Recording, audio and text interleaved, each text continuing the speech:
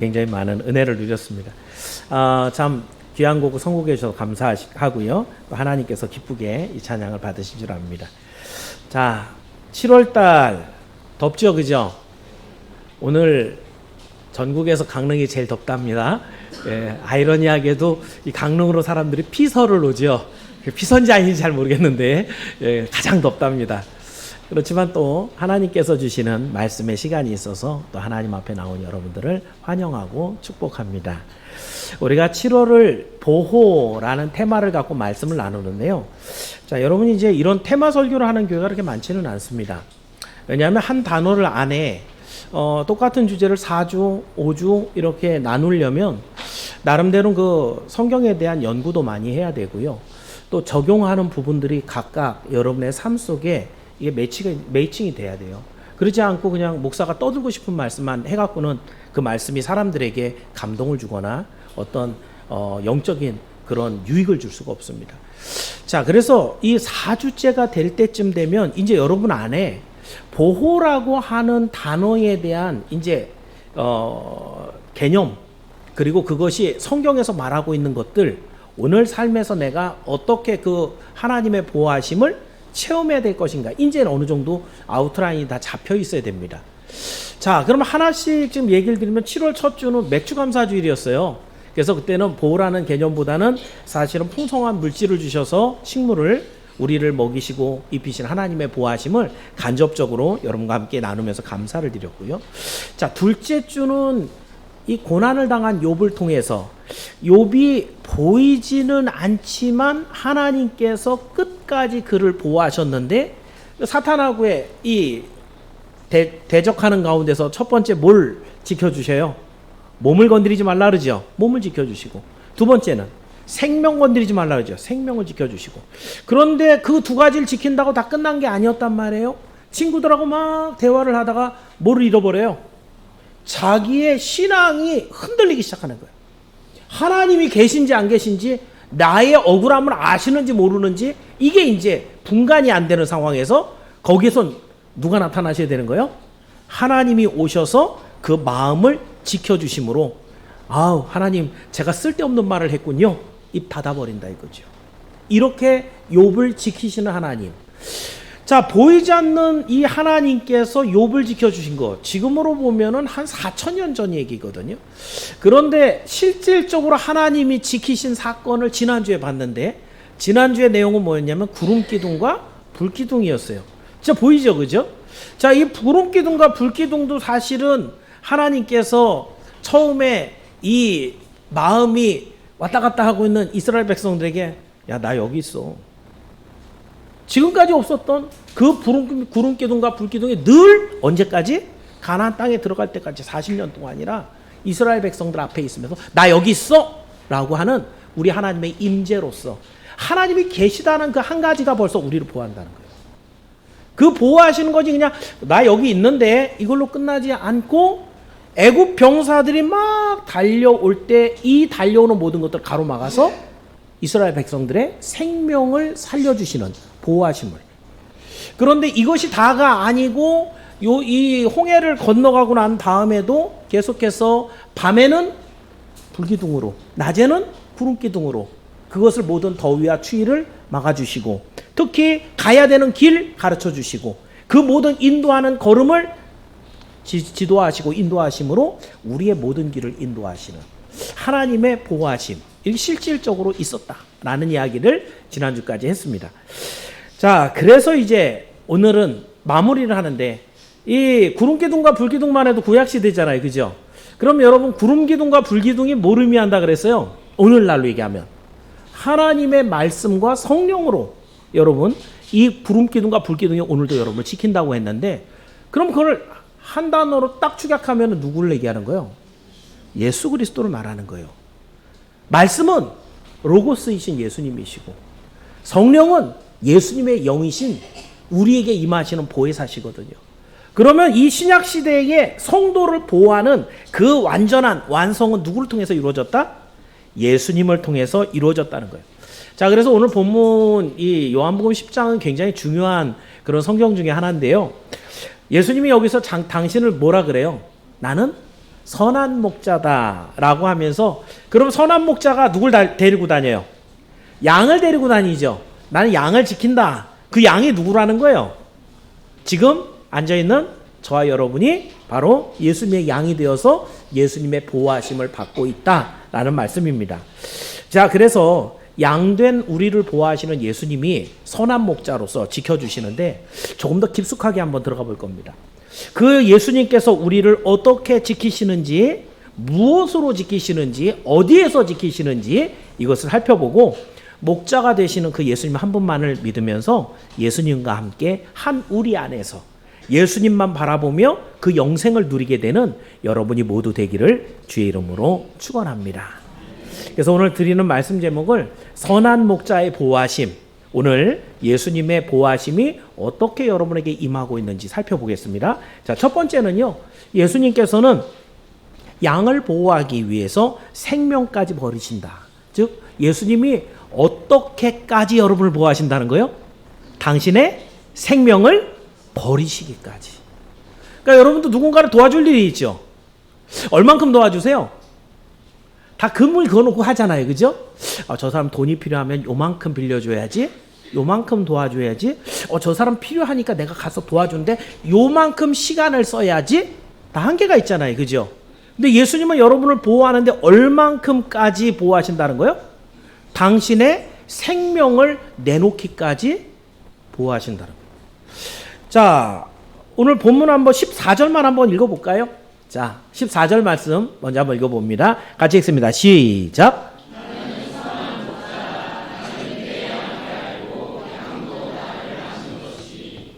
이스라엘 민족은 굉장히 오랫동안 목축을 했습니다.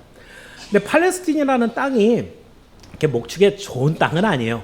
왜냐하면 강수량이 적어갖고요, 이 풀이 날려면은 비가 좀 많이 와야 버쩍버쩍 자랄 텐데 비가 별로 안 와요.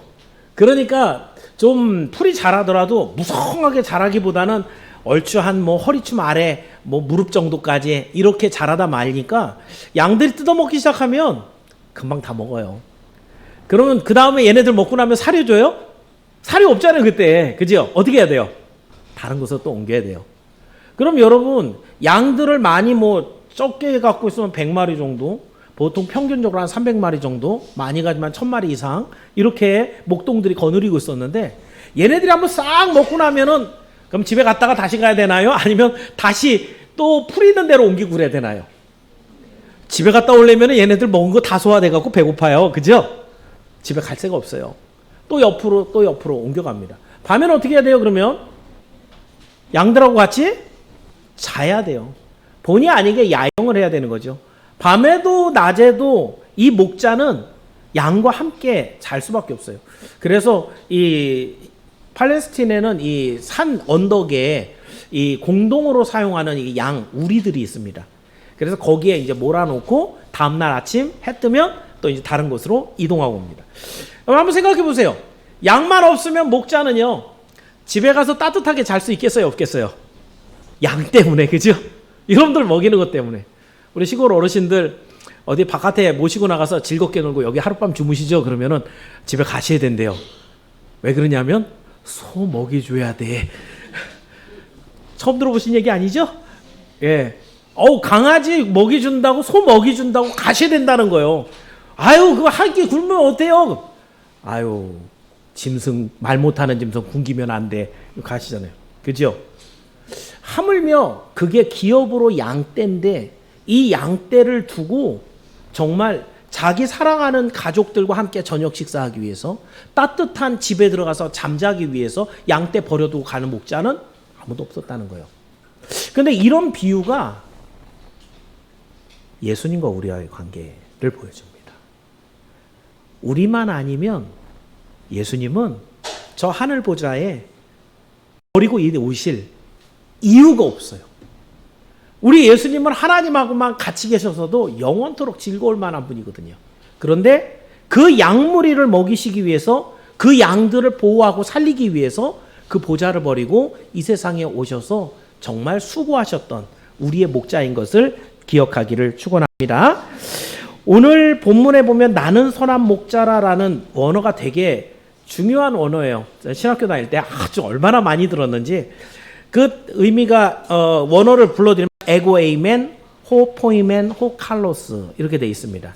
직역해서 읽어드리면 그렇습니다. 나는 선한 목자라 그러지만 이것을 원어 그대로 직역을 하면 나는 그 선한 목자인 나이다 이거예요. 거기에는 강조점이 몇 개가 있습니다. 여기에 각각 정관사들이 계속 붙어 있어요. 그게 뭐예요? 선한 목자는 누구밖에 없다? only one, 나밖에 없다는 거예요. 그런데 그 선한 목자가 누구다? 다른 거 아니고 나다. 라는 의미예요. 이 세상에 선한 목자라고 말할 수 있는 존재는 나 하나밖에 없다라는 자기 존재를 선언하는 존재 선언적 말씀이 오늘 본문에 있어요. 자, 이 말씀은 뭐예요? 예수님께서 우리를 인도하는 유일한 목자라는 거죠. 우리 예수님만이 선하게 우리에게 가장 좋은 것을 주실 수 있는 그런 목자라는 그런 의미예요. 그랬을 때 여러분, 우리 예수님은 이 땅에 우리의 목자가 되셔 오셔서 오늘 찬양 중에 내 이름을 압니다. 이름을 안다는 것이 이 히브리인들 입장에서 굉장히 중요한 거거든요. 이름은 그 사람의 존재였어요. 그 이름 안에 우리도 좋은 뜻을 담잖아요. 그런데 그 뜻대로 살면 좋은데 안 그런 경우가 많지만 히브리 사람들은 거기에 더 많은 의미를 뒀어요. 그 이름이 그 사람의 혈통을 얘기하고요. 그 사람의 존재를 얘기하고요. 그 사람의 목적을 얘기해줘요. 그러니까 그 이름을 안다라는 건 뭘 안다는 거예요? 이 사람 존재를 다 안다는 얘기예요. 예수님이 내 이름을 알고 내 생각을 알고 내 계획을 알고 내가 뭐가 힘든지를 알고 내가 어떤 문제에 지금 봉착해 있는지 우리 주님은 아신다는 거예요. 그걸 알기 위해서 아시지만 더 정확하게 알기 위해서 이 땅에 성육신 하신 거예요. 그렇다고 한다면 이게 왜 중요해요? 그분만이 여러분의 모든 문제를 정확하게 알고 계시기 때문에 여러분에게 가장 확실한 풍성한 위로를 주실 수 있는 분이 예수님이시고 여러분의 문제를 가장 확실하게 해결해 주실 분이 예수님밖에 없는 것을 믿으시길 축원합니다. 이게 중요한 거예요. 어떤 경우에는 나보다 나를 더 잘 아세요. 우리는 다 양 같다 그랬잖아요. 그죠? 코앞에 있는 풀을 따라서 킁킁거리면서 우물우물 씹으면서 그저 따라간다고요. 돈 따라간다고요. 명예를 따라간다고요. 공부한다고 간다고요. 가봤더니 어디 앞에 있어요? 사자발 앞에까지 가는 게 우리예요. 우리는 내가 어디로 가는지도 모르고 그저 쫓아갑니다. 그런데 목자가 그 눈을 멀리까지 쳐다보면서 우리를 옳은 길, 바른 길, 안전한 길, 평안의 길로 인도하신 줄을 믿기를 바랍니다. 그래서 여러분 오늘 본문에 보니까 그런 예수님이 14절 하반절에 나는 내 양을 알고 그 다음 뭐라고 돼 있어요? 양도 나를 아는 것이. 예수님 우리를 너무너무 잘 아시는데 그러니까 예수님도 우리에게 뭘 원하시는 거예요? 너도 나를 좀 잘 알아야 돼. 이 말씀을 하세요. 여러분 여기 이거는 예수님의 명령입니다. 양을 알기 위해서 예수님 뭐까지 하냐면 이미 다 아시거든요. 전지하신 하나님이란 말이에요. 그런데 그 양의 속속들이 어떤 고통이 있는가를 체험하기 위해 이 땅에 오셨단 말이에요. 말구에 누우셨잖아요. 배고프셨잖아요. 잠도 못 주무셨잖아요. 십자가에 박혀 보셨잖아요. 그 사이에 수많은 고통과 사람들의 비난과 조롱을 다 당해 보셨잖아요. 뭐 하려고요? 여러분을 알려고. 여러분을 알기 위해서 하나님이신 예수님이 이 땅에 오셔서 이 모든 것을 체험하시고 난 다음에 그러니까 내가 너희들에게 위로를 주고 너희들에게 문제를 해결해 줄 건데 너희가 나를 알아야 돼. 라고 말씀하시는 거예요. 어제도 제가 한 친구하고 상담을 하다가 그런 얘기를 들었어요. 자기 엄마가 예수님을 믿는데요. 근데 제가 교회에서 못 본 지가 2년 가까이 돼갑니다. 예수님을 믿는데요. 자기는 예수님 믿어 천국 간대요. 근데 그 예수님을 믿는 정도가 아는 정도가 어느 정도예요? 아, 예수님은 하나님의 아들 독생자야. 나를 위해서 십자가에 달려 죽으셨어. 그 예수님을 믿으면 천국가 명시적이고 정의적인 그런 단어들로만 머리 채워놓고 그리고 아무것도 체험하지 못한 거예요. 그 예수님이 얼마나 나를 사랑하는지, 얼마나 위기 가운데 나를 건져낼 수 있는지, 그 어떤 눈물도 닦아주실 수 있는지. 그러니까 표면적으로 하는 거예요. 그건 믿음이 아닙니다. 예수님은 알다라고 하는 단어, 구약에서의 야다, 신약 성경에서 기노스코라고 되는 그 단어는요, 체험적으로 아는 것을 말합니다. 예수님을 아는 만큼 믿는 것이에요. 그렇다고 한다면 예수님 지금 여기서 본문에서 얘기한다. 내가 너희를 아는 것처럼 너희도 나를 알아라. 오늘 이 시간에 나와서 예배를 드리는 여러분들이 재밌는 얘기, 즐거운 얘기 복 받으세요, 이런 얘기를 듣고 가면 기분은 좀 좋을지도 몰라요. 근데 뭐가 남겠습니까? 예수님을 한 가지 더 알고 가야 되지 않겠습니까? 그 예수님을 알므로 인해서 내가 예수님을 어떻게 믿고 있는지 확인하고 가야 되지 않겠습니까? 조금 더 저 예수님을 알고 더 믿는 모습으로 나가야 되지 않겠습니까? 이게 예수님을 믿는 것입니다. 그랬을 때 예수님은 우리의 유일한 목자이라는 거, 아까 얘기한 대로 나는 선한 유일한 목자야, 나는 너희를 구원할 수 있는 유일한 바로 그 목자야 라는 것을 보여주시는데, 오늘 본문에 읽진 않았지만 8절에 예수님이 이렇게 얘기했어요. 당신밖에 없다는 거예요. 8절 한번 읽어볼게요. 같이 읽습니다. 시작.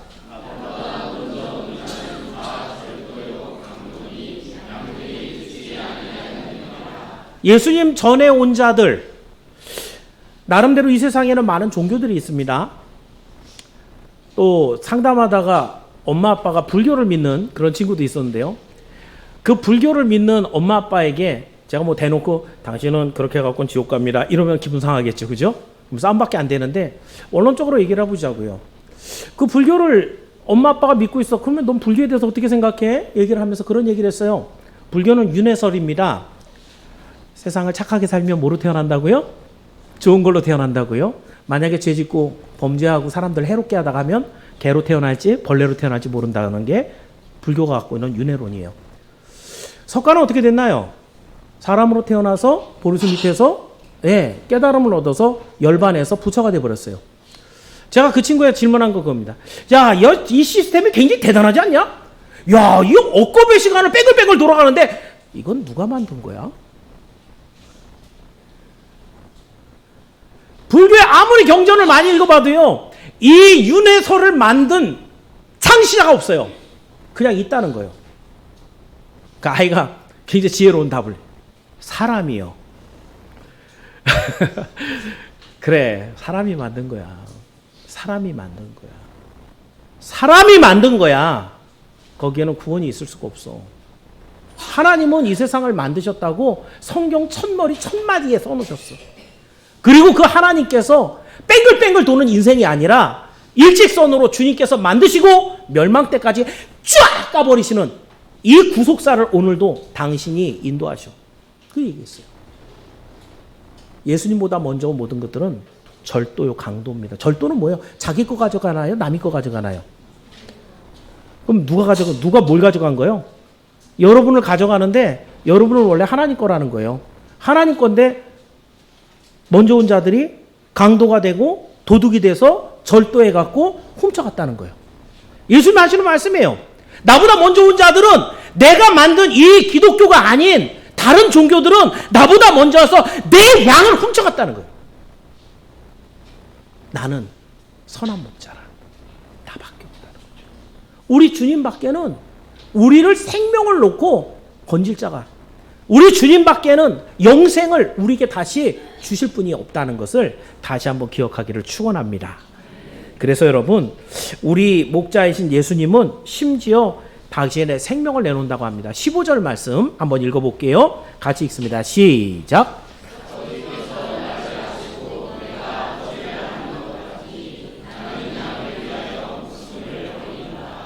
옛날부터 이런 얘기가 있죠. 사소한 일에 목숨 걸지 마. 작은 일에 막 피 튀기면서 얘기하는 이런 사람들 보면 사소한 일에 목숨 걸래? 이런 농담들 하고 그렇다고요. 예수님입니다. 예수님의 고귀한 생명입니다. 예수님이 그 생명을 포기하고 내어줍니다. 어떤 일에? 우리가 생명을 걸 만한 일, 제가 먼저 질문을 드릴 만한 건 그거였어요. 여러분이 하는 세상의 모든 일들 중에 과연 생명을 걸 만한 일이 뭐가 있을까요?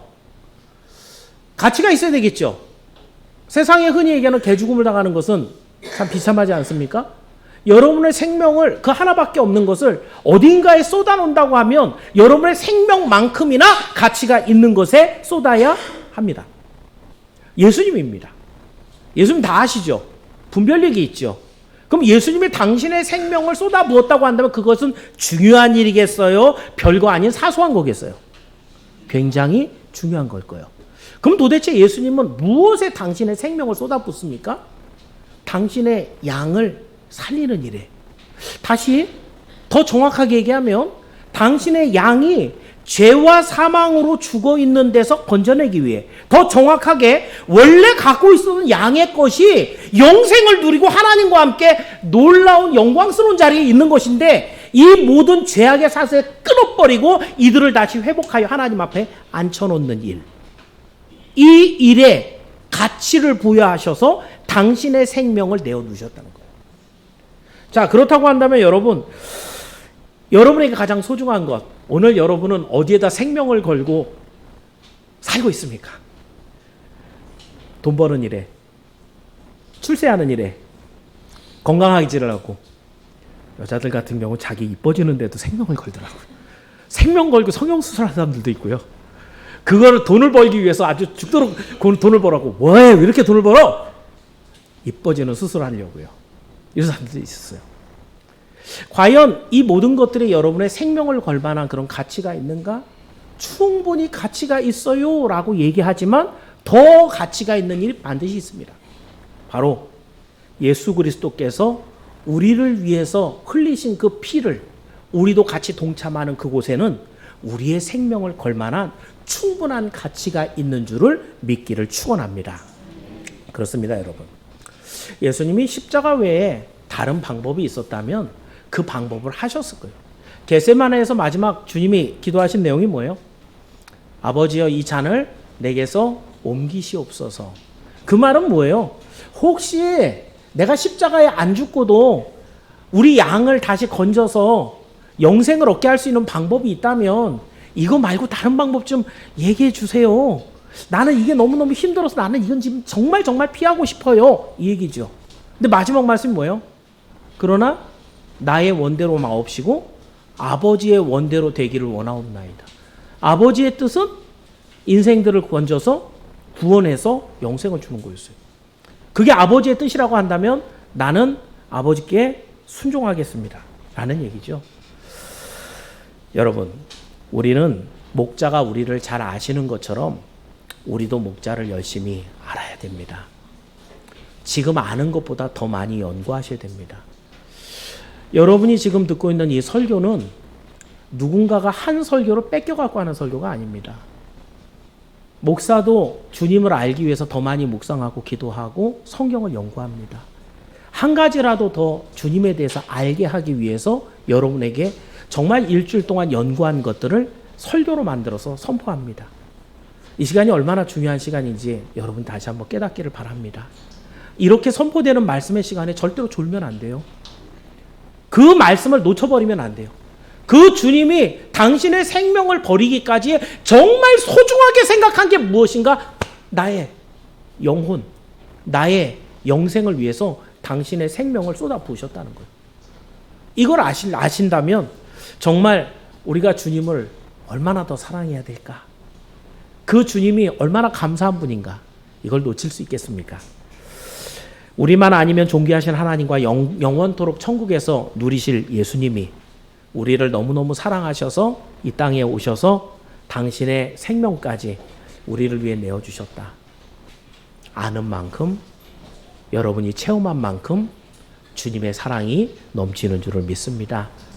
그의 죽음으로 오늘 우리는 죄와 사망에서 벗어나 영생을 얻은 것을 기억하면서 그 주님의 보호하심 안에 생명을 내어놓고 여러분을 보호하시는 그 주님 안에 거하는 여러분이 모두 되기를 주의 이름으로 축원합니다. 자, 두 번째로 예수님이 어떻게 우리를 보호하시는가? 당신의 생명을 내어놓고 방법적인 것으로 하우로 얘기한다면 생명까지 내어놓고 여러분을 보호하신다 그랬어요. 두 번째, 그러면 어디에서 우리를 지켜주시는가? 한 우리 안에서 한 목자를 섬기게 하십니다. 자, 본문 16절인데요. 자, 16절을 같이 한번 읽어볼게요. 16절 시작.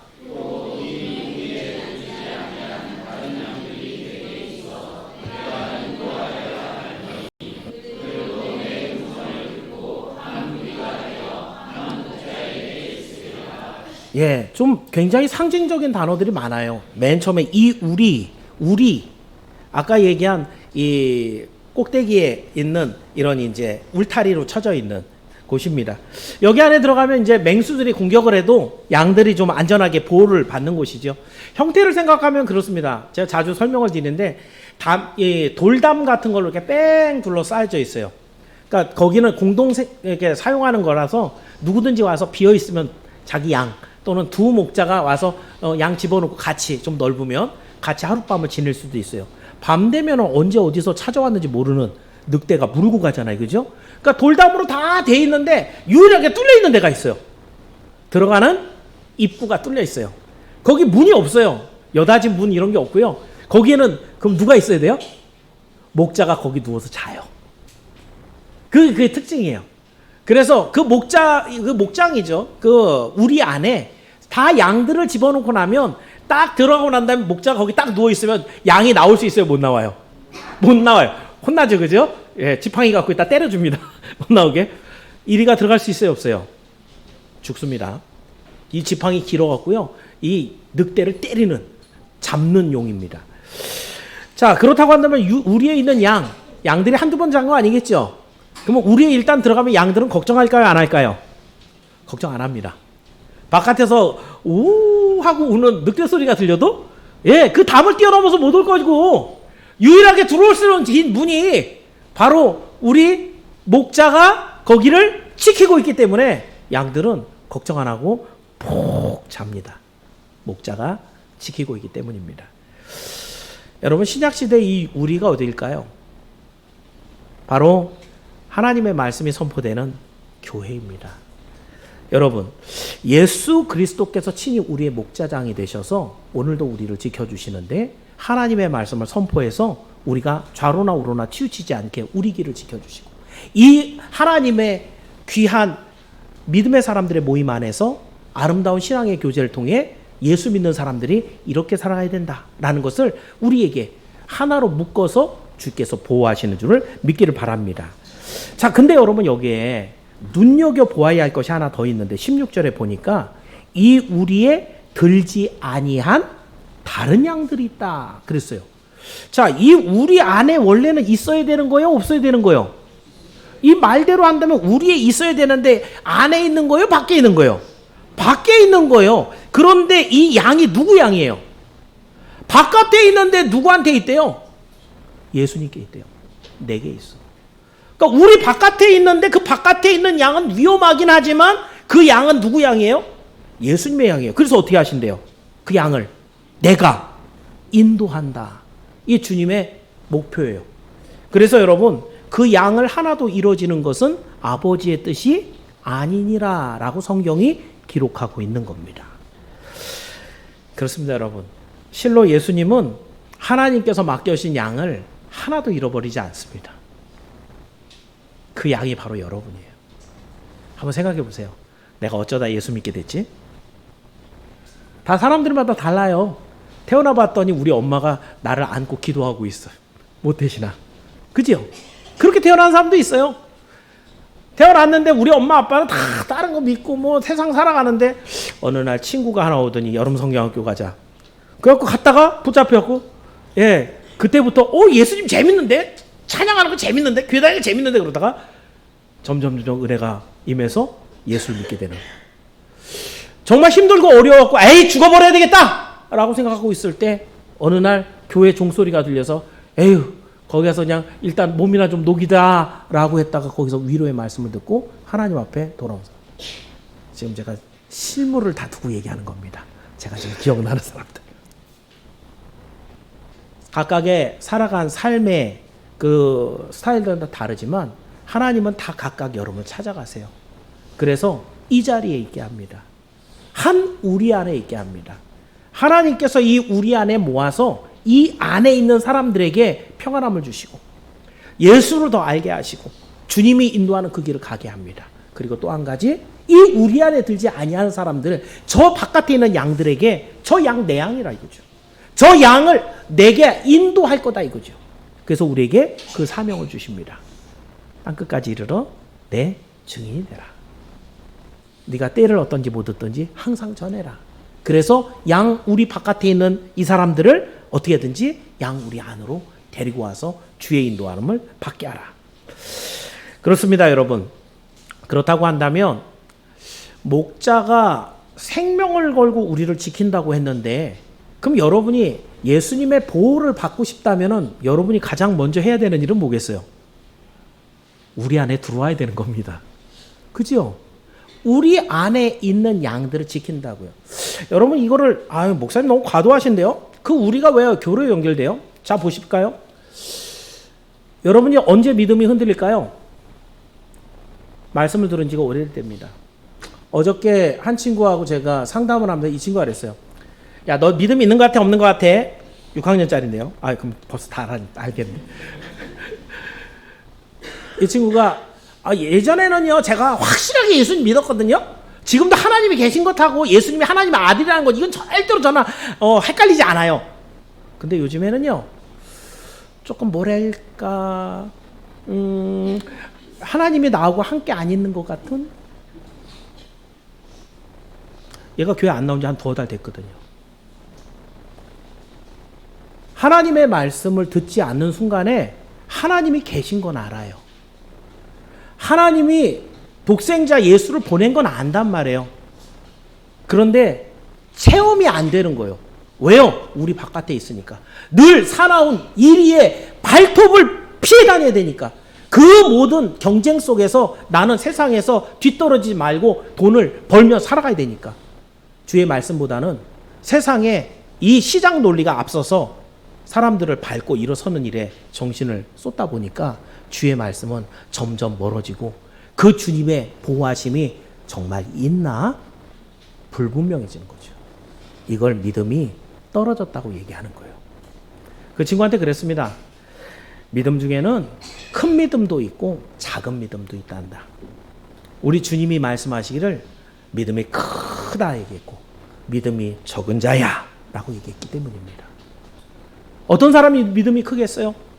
예수 그리스도와 함께 계시며 하며 그 말씀을 늘 듣고 그의 기적을 늘 맛보면서 이제는 그 예수님이 하실 걸 생각하며 절대로 걱정하지 않는, 심지어는 그 베드로가 바다 물결 그 주님 앞에 있을 때는 당당하게 위를 걸어갔는데 바다를 바라본 순간 쑥 빠진 것처럼 나중에 그것이 쌓이고 쌓이니까 군병들에게 잡혀가서 내일 죽는다 그런데도 쿨쿨 자버려요. 내일 죽는데. 베드로가 왜 그렇게 아주 태평한 마음으로 바뀝니까? 믿음이 잘한 거예요. 내가 지금 죽더라도 우리 하나님께서 나를 구원하시니 나는 걱정 없어. 자는 거죠. 믿음은 주님 안에 있어야 됩니다.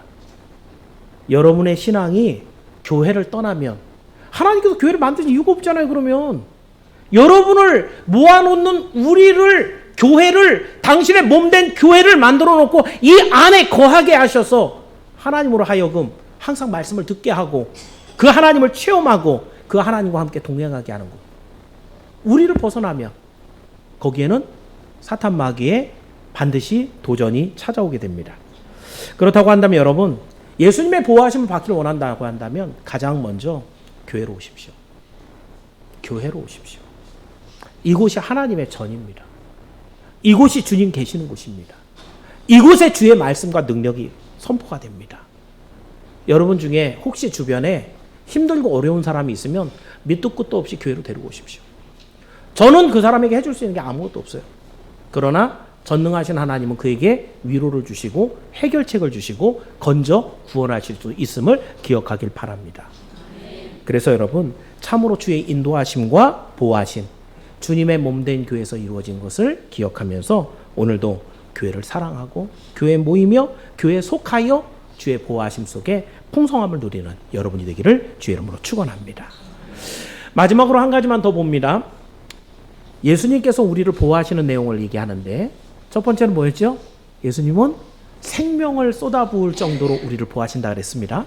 두 번째, 그 예수님이 당신의 몸된 교회를 이곳에 주셔서 그곳에 있는 자들을 보호하신다고 했습니다. 마지막으로 예수님께서는 양의 부활을 위해서 먼저 부활하심으로 우리를 보호하십니다.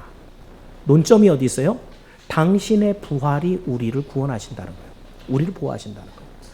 자, 본문 17절인데요. 17절 말씀 한번 읽어볼게요. 17절입니다. 시작.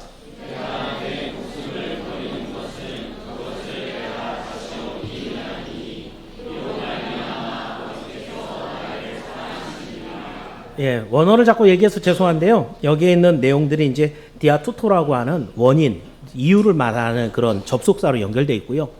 우리 성경은 문맥을 고르게 하느냐고 앞뒤를 이렇게 바꿔놨어요. 그래서 이거를 직역해서 말씀드리면 앞에 있는 여러분 성경에 있는 내가 내 목숨을 버리는 것이 두 번 나와요. 그래서 앞에 문장이 먼저 와야 되니까 어떻게 되냐면 내가 내 목숨을 버리기 때문에 아버지께서 나를 사랑하시느니라. 이렇게 돼 있어요. 원어 그대로 직역을 하면. 그 다음에 내가 내 목숨을 버리는 것은 내가 다시 얻기 위함이라. 이렇게 돼 있습니다. 자, 그러면 순서대로 한다면 좀 이상한 내용 같지만 내가 내 목숨을 버리기 때문에 아버지가 나를 사랑하시느니라. 이건 여러분이 갖고 있는 교리하고 좀 충돌되는 것 같지 않나요? 우리 하나님의 사랑은 무조건적인 사랑이고 우리가 뭘 한 것보다도 먼저 우리를 사랑한 선수적 사랑인데, 그죠? 예수님이 뭐라고 얘기하시는 거예요? 내가 내 목숨을 버리기 때문에 하나님이 나를 사랑하신다. 여러분, 그래서 예수님이 목숨을 버린다는 얘기는 뭐예요? 어떤 의미를 갖고 있는 거예요? 문장에서 보면 예수님이 아버지의 말씀에 어떻게 하신다? 그대로 순종하신다. 그럼 목숨만 버리세요? 목숨만 버린 거 아니죠, 그죠? 여기에 이 목숨을 버렸기 때문에라고 되어 있는 그 뒤에 문장은요, 굉장히 포괄적이에요. 목숨이 어떤 것 들어가 있어요? 당신 보좌 버렸죠. 자기의 평안함 버렸죠. 자기의 생명도 버리죠. 자기의 뭐 어떤 명예라든가 이런 것들 하나님이 원할 때 다 버린다는 거예요. 자기가 가지고 있는 모든 것을 목숨이라는 단어에 축약해 갖고 던져놓은 게 뒤에 문장. 이로 인하여 아버지께서 나를 사랑하신다. 그럼 여러분 하나님의 사랑을 받기 원한다면 이 문장대로만 한다면 어떤 것이 우리 하나님 가장 기뻐하는 거예요? 순종하는 삶입니다. 순종하는 삶을 우리 하나님께서 가장 기뻐하신 거예요. 자, 그런데 이렇게 순종하신 예수님이 그래서 그 순종하는데 앞문장으로 갔습니다. 내가 내 목숨을 버리는 것은 뭐 하기 위해서다? 그것을 다시 얻기 위함이다. 즉 예수님은 당신의 목숨을 버렸다가 그걸 다시 얻는다는 거예요. 그죠? 그럼 여러분 한번 생각해 보세요. 예수님은 원래 영생의 주인, 생명의 주인이잖아요. 그죠? 그럼 뭐 똑같은 거 버렸다 똑같이 얻을 걸 뭐 이렇게 복잡하게 하시나? 앞에 갖고 있던 생명과 뒤에 갖고 있는, 이건 딱 생명에 국한된 거예요. 뭐 보좌 이런 건 아니고, 앞에 이 생명은, 목숨은 그 살아있는 그 생명을 얘기하는 건데, 생명을 버리고 다시 얻는 거잖아요. 그렇다면 앞에 갖고 있었던 생명하고 뒤에 다시 얻은 생명하고 어떤 차이가 좀 발생해야 되지 않을까요? 이런 질문은 저만 하는 거죠. 그죠? 예수님께서 당신의 생명을 버리시고 다시 얻을 때 똑같이 그 생명은 영혼을 사는 영생입니다. 그런데 그 영생에는 뭔가 하나 의미가 더해집니다. 제가 수요일 날도 말씀을 드렸는데 수요일 날 어떤 의미였냐면은 인자에 온 것은 하면서 당신이 생명을 주려 하고 많은 사람들의 대속물로 주려 합니다. 예수님이 죽을 때 십자가에 죽고 나면 당신 스스로의 능력으로는 부활할 수 있어요, 없어요? 진짜 죽었다고요. 진짜 죽으면 아무것도 못해요. 죽을 뻔한 거 아니에요. 죽은 척한 거 아니란 말이죠. 완전 죽은 거예요. 십자가에서. 완전 죽어버렸으면 다시 살아날 수 있어요, 없어요? 없어요. 없어요. 어떻게 해야지 살아나는 거예요?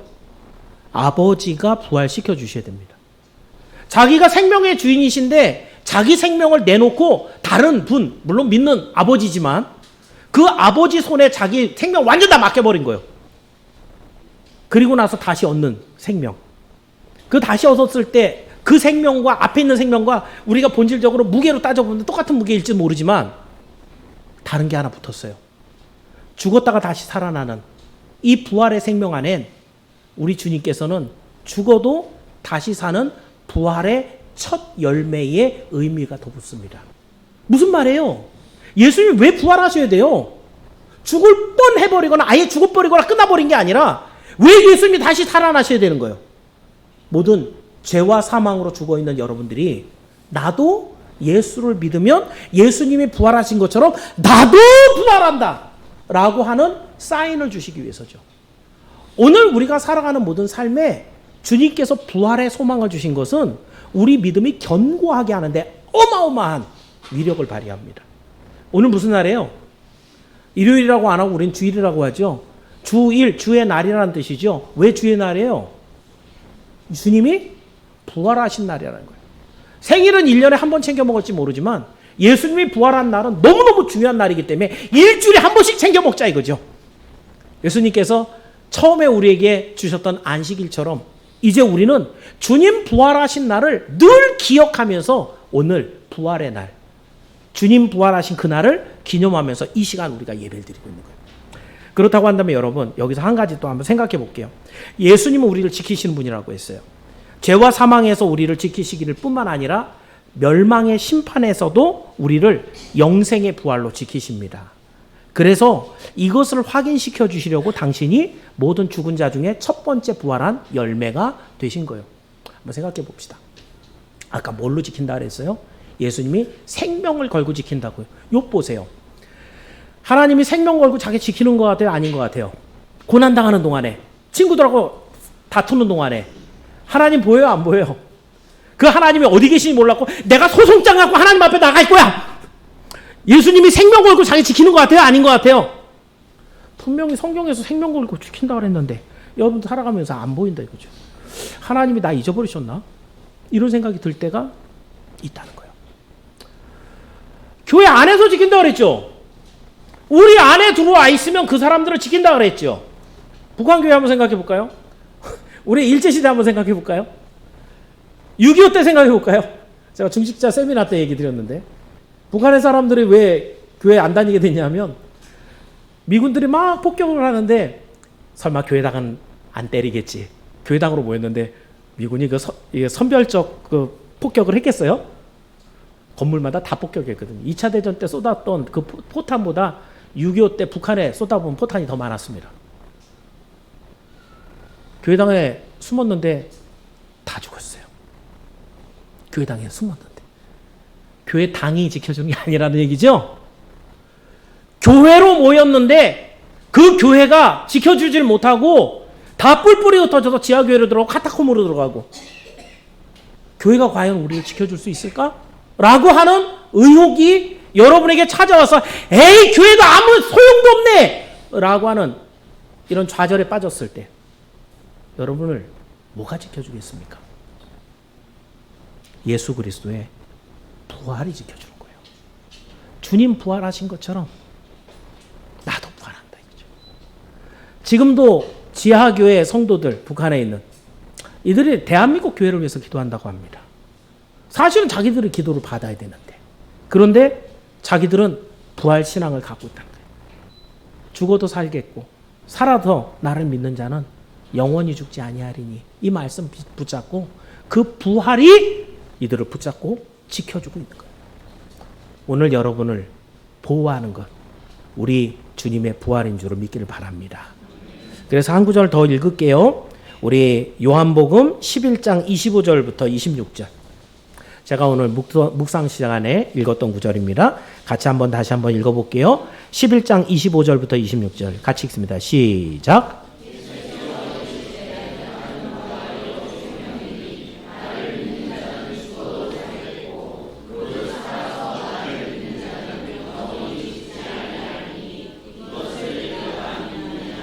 아멘. 선한 목자는 우리의 생명을 보호하시기 위해서 목숨까지 버리시는 분이고 당신의 몸 대신 교회를 이 땅에 주셔서 우리를 하나님의 길로 인도하시는 우리 예수님이신데 그 가장 중심에는 죽은 자 가운데 가장 먼저 살아나셔서 부활의 첫 열매가 되신 우리 주님을 우리에게 보여주심으로 우리도 그 길을 걸어가게 하시는 그 부활의 주님, 그 부활이 여러분을 오늘도 지키고 계심을 주의 이름으로 믿으시기를 주의 이름으로 축원합니다. 말씀을 정리해 봅니다. 7월을 보호라는 테마를 가지고 여러분과 나누어 봤습니다. 세상을 오래 살아가면 살아갈수록 우리는 점점 더 우리의 연약함을 발견하게 됩니다. 그래서 강력한 누군가가 좀 나를 좀 지켜줬으면, 보호해줬으면 하는 생각이 들 때도 있을 겁니다. 과연 그러면 여러분은 무엇에게서 또 어떤 보호를 받기 원합니까?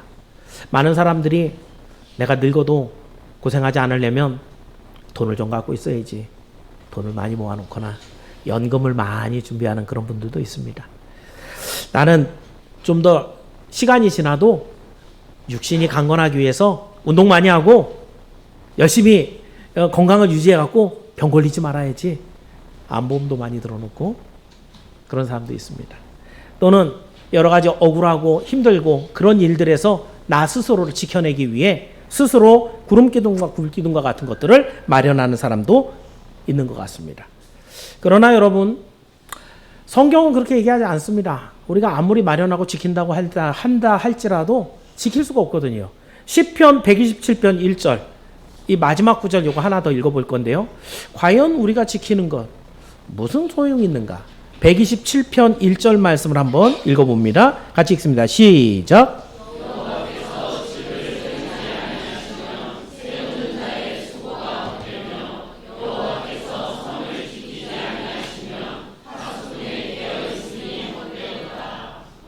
누가 지키셔야 된다는 거예요? 여호와께서, 우리 예수님께서 지켜주셔야 된다는 거예요. 예수님이 지켜주시지 않으면 아무것도 아닙니다. 아무리 돈을 많이 모아도, 아무리 운동을 많이 하고 건강을 유지하고 있어도, 아무리 여러분이 가족들하고 화목하게 지내고 있어도 못 지켜줍니다. 오직 하나님만이 여러분을 지켜줘요. 그랬을 때 선한 목자가 되시는 예수님은 여러분을 지켜주실 때 생명을 겁니다. 여러분을 오늘도 지켜주기 위해서 이 땅에 당신의 몸된 교회를 두어 이 교회 안에 여러분이 있게 합니다. 그리고 그 어떤 고난과 어려움이 있어도 주님의 부활을 보여주심으로 여러분 안에 그 믿음으로 부활로 하나님이 여러분을 지키고 계신 줄을 믿기를 바랍니다. 그럼 예수님이 우리를 이렇게 많이 지켜주신다고 한다면 여러분도 한번 생각해 보세요. 내가 이렇게 우리 주님이 지켜줄 만한 그런 가치가 있는 사람인가? 내가 좀 그렇게 공을 좀 많이 세웠나? 제가 항상 드리는 질문이잖아요. 그죠? 에이, 설마 나 같은 걸. 그죠? 그럼 목사가 지금 뭐 너무 과장해갖고 거짓말을 하고 있는 건가요? 제가 지금 성경을 그대로 강해를 해드리는 거예요. 그럼 성경 말씀은 지금 제가 선포한 대로 그대로라는 거예요. 그러면 사실은 여러분의 모습을 보면, 아니, 예수님이 생명을 걸고 나를 위해서 이 교회를 만들어주고 그리고 부활신앙을 주어서 끝까지 하나님을 믿게 하는 이 모든 것들이 과연 나 같은 것 하나를 위해서 하신 것이란 말인가? 이게 하나님의 은혜라는 거예요. 나는 그 은혜를 받을 만한, 그 구원을 받을 만한 조금의 공로도 없는데 주님이 오늘도 찾아오셔서 우리의 옅어져 있는 믿음을 다시 한번 일깨워 주님의 보호하심을 받게 하시는 이 놀라운 은혜 앞에 우리는 그저 감사할 뿐이죠. 그렇다고 한다면 여러분도 뭔가 좀 할 일이 있지 않을까요? 주님의 보호하심 앞에, 이 큰 은혜를 받은 것 앞에 여러분도 뭔가 결단이 있어야 되지 않을까요? 그 위대하신 이름, 우리의 이름을 다 아시고 그리고 우리의 모든 것들을 다 인도하시는 그 주님의 그 존귀하신 이름 앞에 오늘 우리는 겸손히 우리 무릎을 꿇어야 됩니다. 그리고 그 주님 앞에 기뻐하시는 일을 따라서 오늘도 주의 몸된 교회 안에 이렇게 예배를 드리는 거예요. 아직 이 예배 안에 들어와 있지 않은 사람들을 불쌍히 여기고, 주님의 소원이잖아요. 아직 우리 안에 들지 않은 사람들이 있는데, 그 양들이 있는데 내가 인도할 거다. 누구를 통해서? 여러분을 통해서요. 그래서 이 안에 들어오게 해서 함께 주님과 함께 동행하여 천국까지 가는 그 길, 이게 오늘 우리가 걸어가는 신앙의 걸음이에요. 이것을 기억하시고, 또 나가면은 크고 작은 여러 가지 문제들이 여러분을 건드릴 겁니다. 마귀가 여러분의 마음을 흔들고요. 여러분의 가족들이 몇 마디, 한두 마디 갖고 여러분의 마음을 막 뒤집어 놓을 수 있어요. 잊지 마십시오. 우리를 보호하시는 주님은 주무시지도 않고 졸지도 않습니다. 오늘도 주님께서 생명을 걸고 지키시는 것을 믿으며 오늘도 주님과 동행하여서 그 우리 가나안 땅, 우리 주님이 약속한 천국까지 무사히 들어가게 되는 저와 여러분이 모두 되기를 주의 이름으로 축원합니다. 기도하겠습니다. 사랑 많으신 아버지 하나님 감사합니다. 7월 한 달을 보호라는 단어를 통해 오늘 우리가 주님께 얼마나 큰 관심과